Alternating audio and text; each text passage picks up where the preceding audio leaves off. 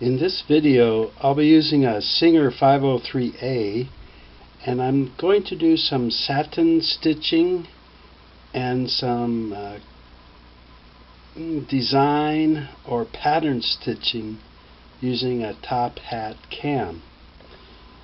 And I wanted to do a little setup first about the stitch length control. When you do the satin stitching, you want a very fine, close stitch. You don't want any spaces between the zigzag of the thread.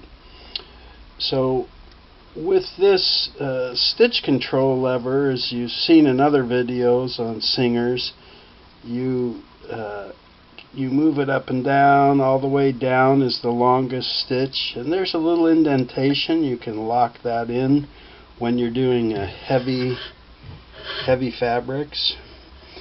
And if you turn it left and loosen it, you can go up to reverse or anywhere in between. When you're doing, there's another indentation up here in the fine area, and that's because when you're doing satin stitching, depending on the buttonhole you're going to be making, or monogram, or just satin stitch, it can be a little hard moving it up and down and controlling the real fine movement. So when you get up in the fine area, you can turn it right in here, and since that's slanted, when you do your test sewing, you can turn it to the right very easily here, and it just starts sliding up that indentation. And that allows you to sew a few stitches, say, no, I got to get a little closer, and twist it a little more, and so forth, until you get the stitch you want on satin stitch, or the pattern spacing on the top hat cams.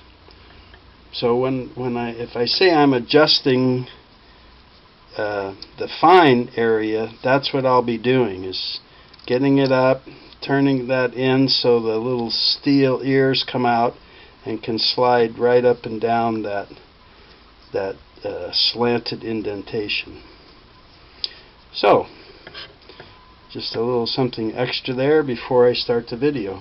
So I'll get set up here, and I'm gonna try and do zoom in a lot closer on the presser foot and needle area so that you can see the stitch better. I looked some of my other videos and realized, oh, I probably could have got closer so you could see the stitching and the results. So I'll get set up, and then we'll start stitching.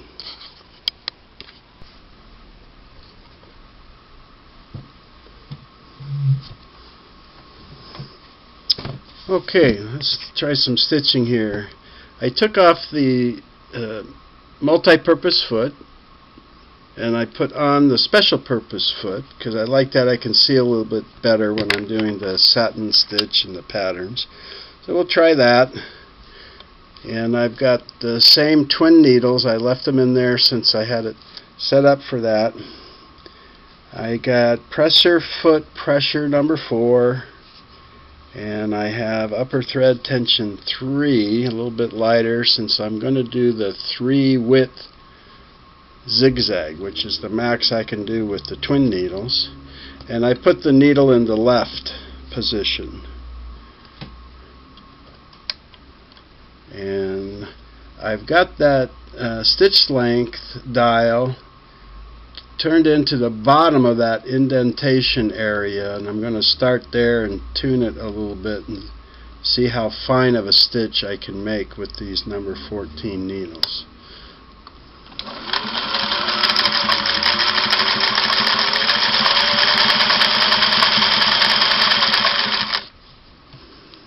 So you can see it shows up better on the blue thread. I'm still seeing some white fabric between the thread. It's not that bad, but it's really not a pure satin stitch. So I'm going to give that knob I'll give it about a half turn, I guess, and try that.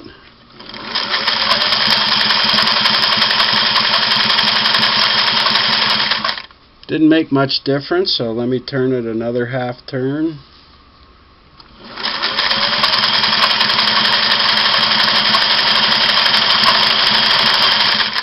that's starting to look better. I wonder if another half turn would be too much. Let me try it. Well, maybe I'll do a quarter. I'll do a quarter turn.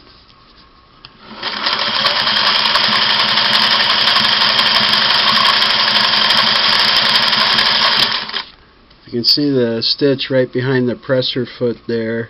The stitch is tightening up pretty good. It looks real good with the pink, which reflects a little bit more of the light. But the blue, I can still see some of the white fabric in the stitch, and I'd like to see if I could really tighten it up. So I'm going to do another quarter turn.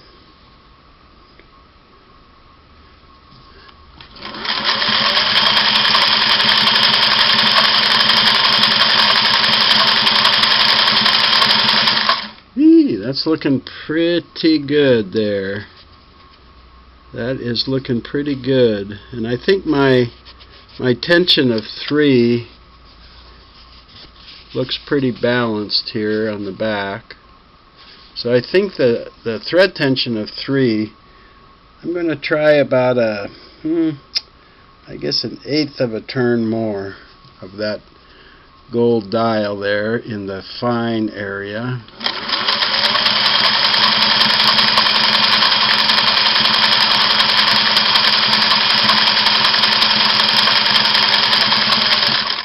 Alright, I like it. Let's get this up. And let's pull out my work here and we'll take a look at it. So, this was the beginning, and then as it progresses this way, you can see how I was able to get that stitch closer and closer together until the last couple inches there. It's really nice and tight. It's rounded, it's smooth, you don't see any white threads. It doesn't look like I skipped any stitches. Still looks balanced on the back. So I'm good with this. I think that's a pretty good setting. So you would want to do that on a piece of scrap of what you're going to sew to get your satin stitch dialed in there. I got everything coming out the back here. Yep. Now, one thing I did notice was when I put this special purpose foot on, I don't have as much room as I do the other feet because it's not on a swivel. Where this one, it was kind of on a swivel, and I could kind of get the tip of my finger under. This one is lower. So, but I guess maybe you wouldn't be using as thick a material. But I just noticed that. So let's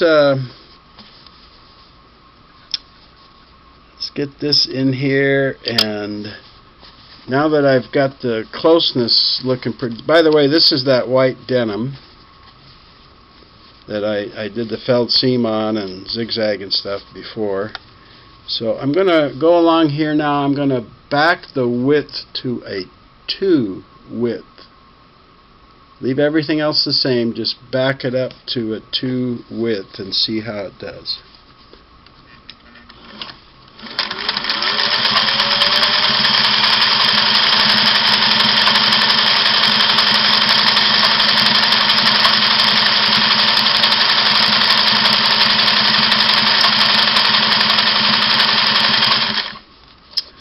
So you can see this now.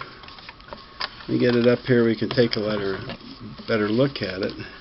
Since the needles are always the same width apart, but I went from the widest stitch I could do, a number 3, down to a number 2 width, it's a little different look, isn't it? Because the width of the satin stitch is narrower, I've got this white fabric space between. And it doesn't look bad. See if I can fold that up there. so that you can see the difference between the width of number 2 and number 3. So there's some nice satin stitching. You would do that for buttonholing. For your sides of the buttonhole, if you used a twin needle with the same color thread, you could almost use that number 2 or maybe a little bit more and leave a smaller space between and cut that for your buttonhole, and then just band it across the top and bottom. And let's look at the back there. That's fine, no problems with the back of that number 2 width. So I'm happy with that. Now, number 14 needle is for, medium weight fabrics, and if you were going to do a finer material, you could use a number 11 or even a number 9. But since I had the 14 in there and I figured that white denim would show up pretty good, I figured, okay, I'm just going to use the denim. Now what I'd like to do is do a pattern cam. So I just reached in and pulled out one of the cams that came with this, and it happens to be number 6, and I think it's called a scallop. And since I'm set up for twin needle, I'm going to do twin needle first. And then I can drop it down to 1 needle and do the same pattern, and then I'll do a 1 needle satin stitch, which you have more variety because you can go up to width 5. But if you remember, to change the cam, the needle position has to be in the stitch width has to be on straight all the way to the left, STR. And that's because of some mechanisms in the area for the zigzag. So I put it in straight, I pull out my zigzag cam, and I will pop in the cam number 6, which again I believe is scallop. And now if I leave that in the fine area, I'm not sure what it'll do, but I'm going to try it. And that's the thing when you're going to do the cam, if you make the stitch longer, the pattern looks different, wider, narrower. So I'm going to leave it just how it was set up for that satin stitch right there. So I'm going to put it back on a number 2 width and leave it where I dialed it in the fine area. And let's just see what it sews, if it'll even look like a scallop.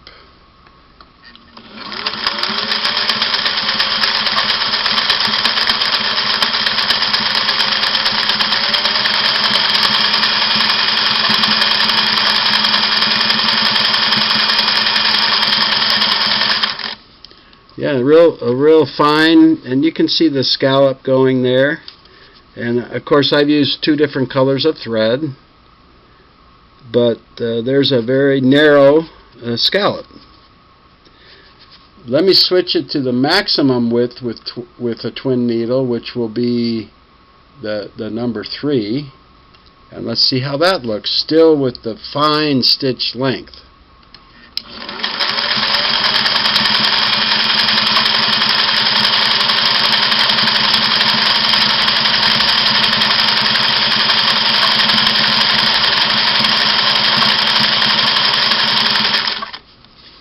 So you can see the difference between a 2 width on this particular pattern cam and the maximum 3 width there.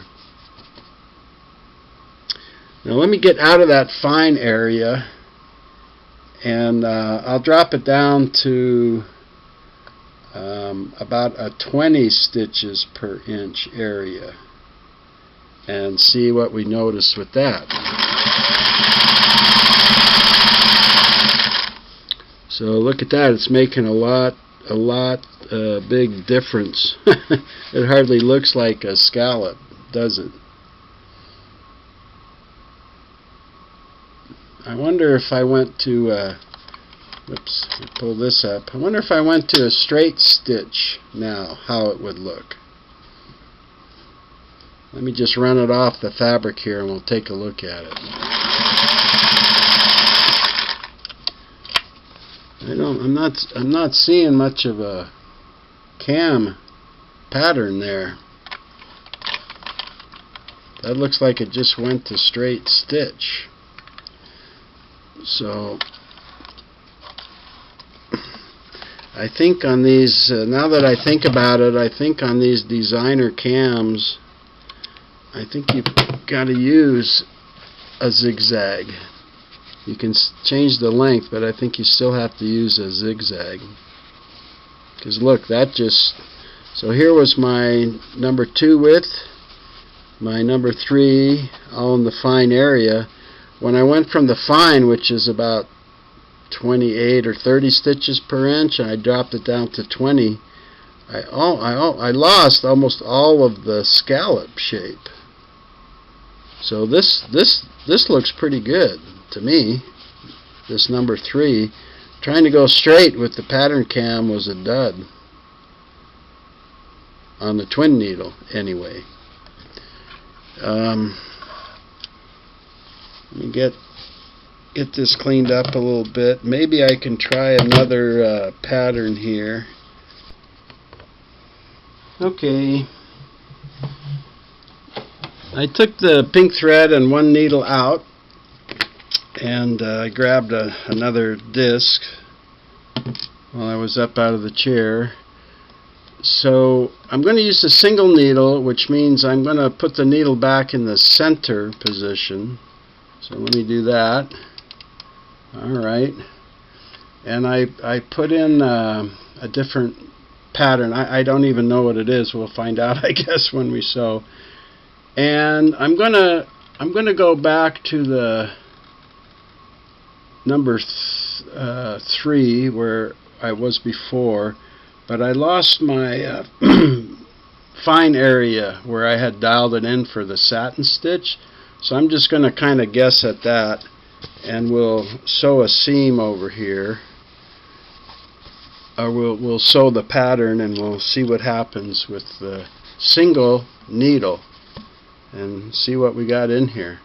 I'll keep, I think tension 3 is fine, everything else is fine. Let's see what happens here.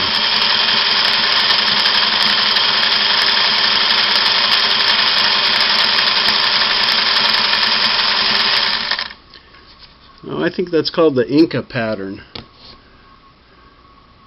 Inca. Let's that fine, looks pretty good. Let me go with a wider. Get that up out of there so I can move the width. Let's go with a number 4 width and see what happens here.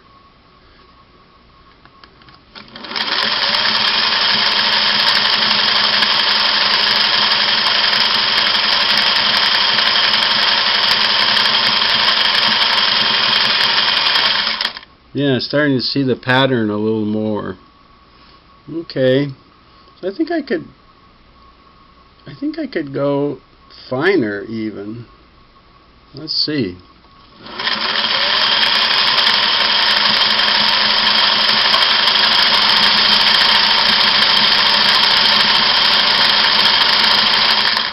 Yeah, that looks nice. Okay, well, let me see if I can run off the end here and go all the way to 5. It seems to me I should be able to do a number 5 width. Let's see.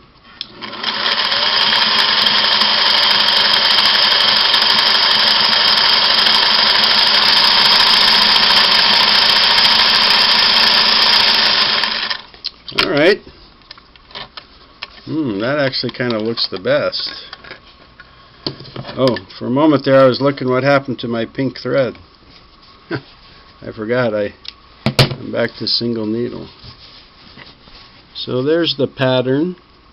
Yeah, and I'm sure that's what they call the Inca pattern. You see on the back side. Very nice. Wow, Looks super nice back there. I'd almost want to sew on the wrong side if I was going to make that pattern. Looks nice. Very nice. Alright, so there's a pattern cam, and you have to play around with it. Maybe I'll come on this side of the stitch over here. It's getting a little crowded. I'll come into this area, and I will try a longer. I'll try like that 20. Move it from the 30 to the 20. Make a longer stitch. I think it'll just make a more open looking pattern. Still at number 5.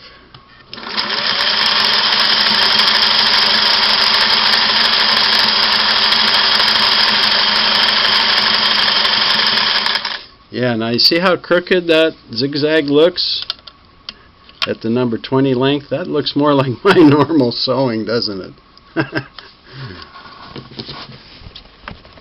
So I would say the 2 pattern cams that I've tried so far look a lot better when you get into the fine area, the more the satin type stitching, than this, unless you wanted to make some clouds or bushes in a scene or something that you were sewing.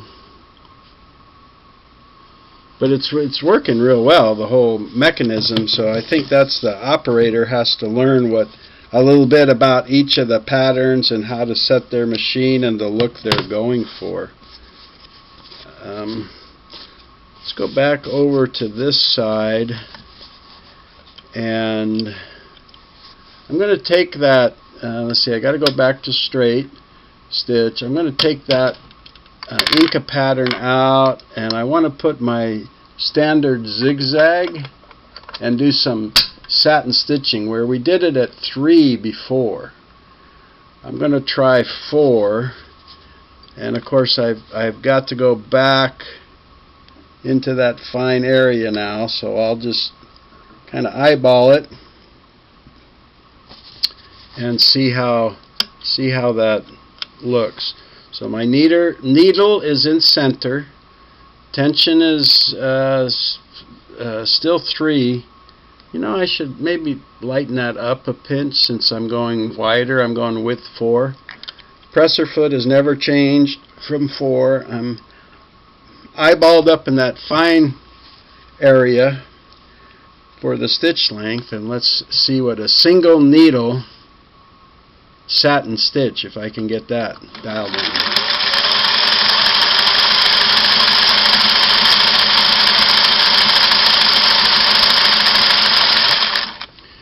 Hey, I just about got it. Let me just give that a little maybe quarter turn there, and let's try it.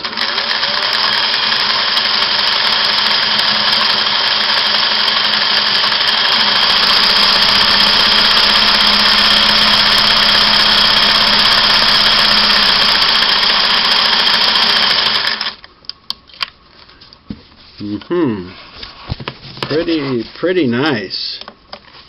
Look at that. Wow. Now, if you see right there, it looks like I missed half a stitch right there. And I think that's when I went from moderate speed to full blast. And I shouldn't not have done that. I should have slowly increased the speed a little bit, but I just hit the button all the way down. So I think that's why I skipped a little bit there. And just for the heck of it, let me come in from the other end across from that, and I will dial it over to a 5 width, which is the maximum zigzag width. Let's see what a satin stitch that wide looks like here.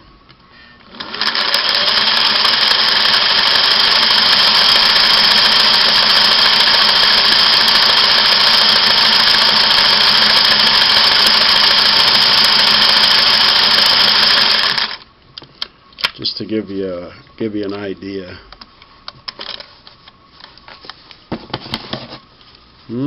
Pretty.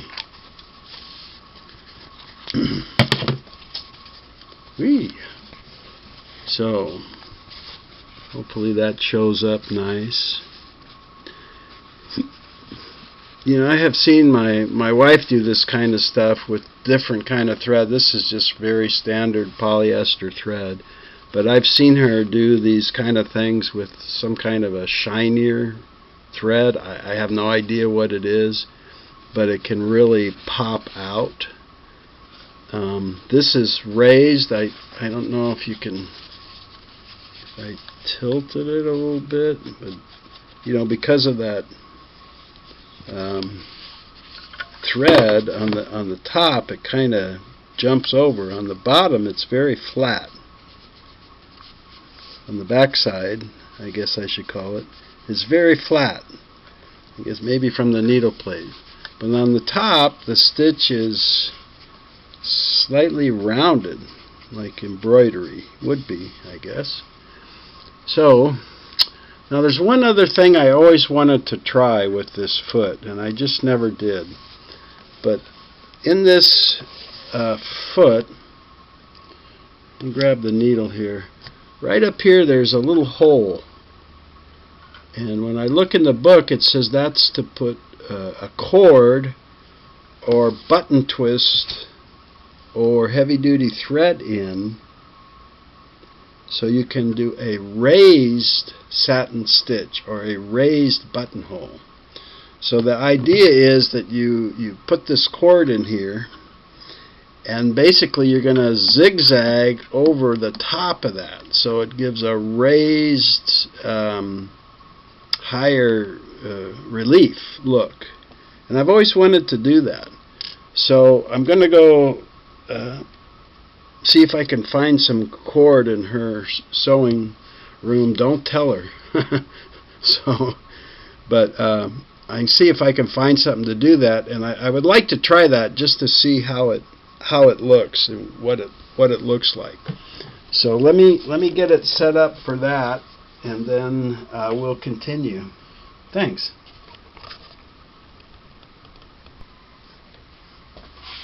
Okay, I'm going to do some. This is how you would do a corded buttonhole or a raised satin stitch seam. Maybe hard to see here.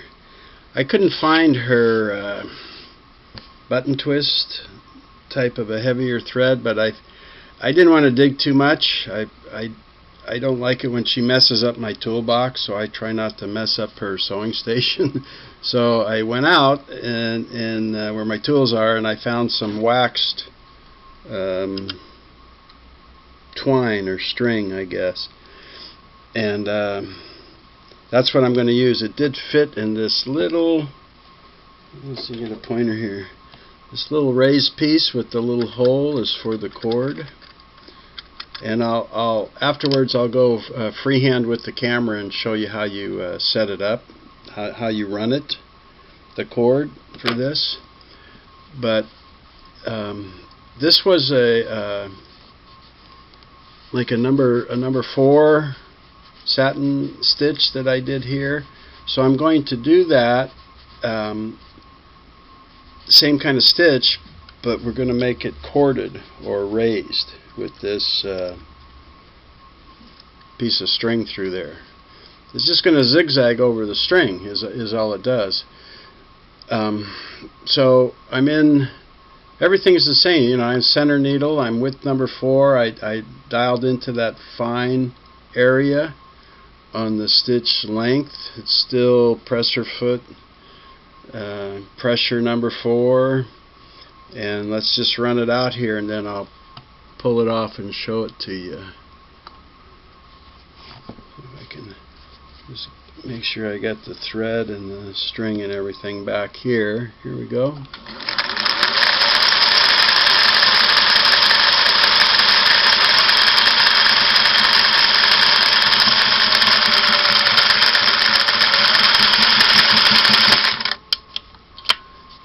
Let's get that up there. Raise that foot. You gotta pull it. You got to be sure and pull your work off of the back side. And I have my scissors here. There we go. So you can see that white coming out of each end of that satin stitch. So it's definitely raised.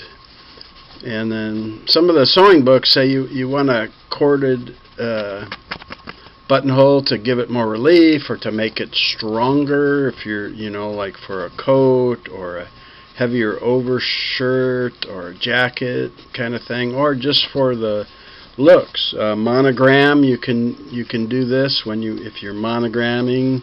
If you can freehand monogram, with a hoop, you're really talented, but then it really raises it up. And I don't know if you can see, I guess it raises the height of what the string is.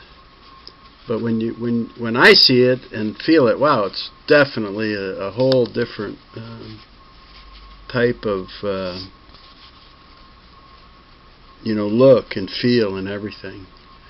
So that's a corded satin stitch, for a corded buttonhole, or a raised satin stitch, or a pattern. That's cool. I kind of like that. Would be a really sturdy. And of course you could use, they said you can even use like I think a number 8 thread is what they say, but you can use a heavy duty thread and something called buttonhole twist, which is probably thinner than this. This kind of barely fit through the little hole, guide hole in the foot, so that's about as thick as you could go, I think. But that was fun to try that. Let me get up here and grab the camera and see if I can maneuver it and the tripod around to the front here, get some light on the front, and I can try and show you that how that runs. So you would put your spool of cording or heavy duty thread on the second spool pin.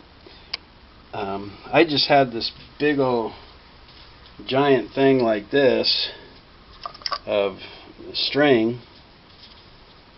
It's an old telephony string to wire tie bundles of wires.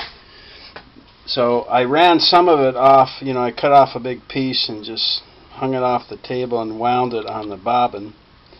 But you just come from there to this top thread guide, just same way your thread's going through, and then you just bring it straight down here. You don't put it through the automatic thread control, and you put it between the second and the third disc, or the middle and the back disc. But then you just kind of bring it straight out the bottom of those discs right here, and you run it over to the big thread guide that's on the bottom of the nose. So you don't bring it up over the check spring and through the take-up lever like you do with the thread. Just comes straight down from that top between tension disc number 2 and 3. It just kind of angles over and down into that big thread guide at the bottom of the nose, and then it goes straight down and in that little hole of the tab, the little guide hole. And it worked really well. And I'm sure if you had the proper size thread, and this is waxed, so you can kind of see it started having a problem and getting hung up a little bit. See how that widens out? I wish you could, maybe here you can see how it's higher. Not really. I'm sorry. I fix these machines up nice, but sewing and videography, Well, there you can kind of see it's more It's definitely raised and higher. It's got a really kind of special feel to it. I could even see doing that as the stitching on a binder or down a jacket, stuff like that. You know, for more rugged hiking, camping, storm, tough guy clothes. It's pretty nice. So that's it for this video. I'll get it all stitched together and cleaned up. I really appreciate you watching it. I hope that you had fun, maybe learned something about the machine that you didn't know. If I'm doing anything wrong or could be doing it better, please put it in the comments. There's that. I dialed in that fine stitch. It's not quite, it's about halfway up that bottom slant.